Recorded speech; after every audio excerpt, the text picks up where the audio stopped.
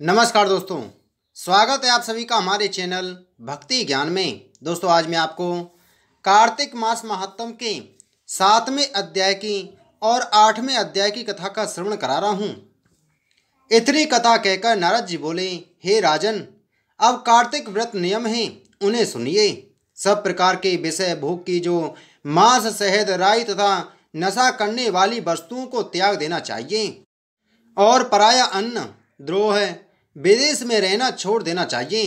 देवता, वेद, ब्राह्मण, गुरु, गौ, व्रती, स्त्री, राजा और बड़ों की निंदा ना करें। दाल, तिल, तेल व बाजार से खरीदा पकवान, भाव व शब्द से दूषित वस्तुओं को त्याग दे। मांस, चूना, जंभीरी, मसूर, वासी अन्न भी छोड़ दे।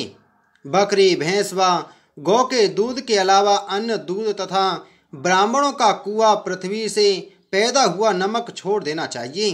तांबे के पात्र में रखा हुआ दूध, पोखरे का जल और अपने आप पकाया हुआ अन्न मांस की तरह है। कार्तिक व्रती को ब्रह्मचर्य से रहना चाहिए। पृथ्वी पर शयन करना चाहिए, पत्तों पर खाना चाहिए और चौथे पहर भोजन करना चाहिए। सिर्फ नरक चौदस के दिन ही तेल की मालिश करनी चाहिए। प्याज, घिया, बैंगन, कुमड़ा, कटेरी, तरबूज और कैत ये फल कार्तिक में त्याग दें। एक से अधिक बार पकाया अन्न भी नहीं खाना चाहिए।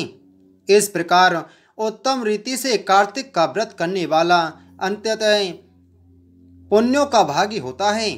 यहाँ उत्तम पुत्र, नाती, धन धान्य को प्राप्त करके अंत में बैकुंठ को जाता है। यमदूत उनका नाम सुनकर कांप जाते हैं।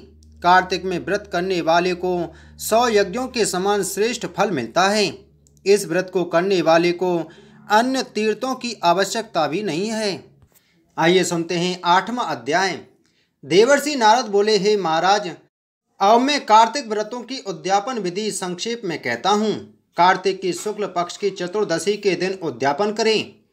तुलसी के ऊपर मंडप के चारों द्वारों पर मिट्टी के बने पुण्यशील, सुशील, जय और विजय चारों ओर अनेक रंगों से सुशोभित सर्वतोभद्र मंडप चक्र बनावें।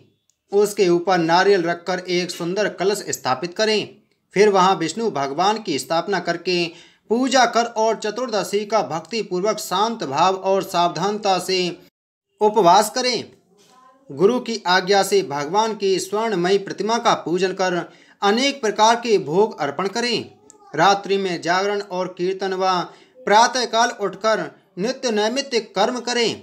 इसके पश्चात हवन कर ब्राह्मण को भोजन करावे और अपनी सामर्थ्य के अनुसार दक्षिणा दे। बैकुंठ चतुर्दशी के दिन व्रत करे तो इससे बैकुंठ मिलता है। इस प्रकार श्रद्धा पूर्वक व्रत करके पूर्णमासी के दिन स्त्री सहित ब्राह्मणों को निमंत्रण दें। फिर उनको खीर, फल आदि अन्न का भोजन करावे तथा अतो देवा इन मंत्रों से तिल और खीर का हवन करावें। फिर यथाशक्ति दक्षिणा दे और नमस्कार करें। भगवान तुलसी, देवताओं व कपिला गौ का पूजन करें। फिर गुरु को सपत्नीक वस्त्र आभूषण देकर क्षमा प्रार्थना करें कि आप प्रसन्न हों, ताकि भगवान भी मेरे ऊपर कृपा करें और व्रत के प्रभाव से मेरे पाप नष्ट हो जाएं।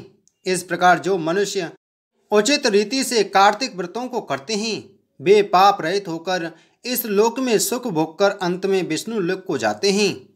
बोलो कार्तिक मास महात्म की जय। बोलो विष्णु भगवान की जय।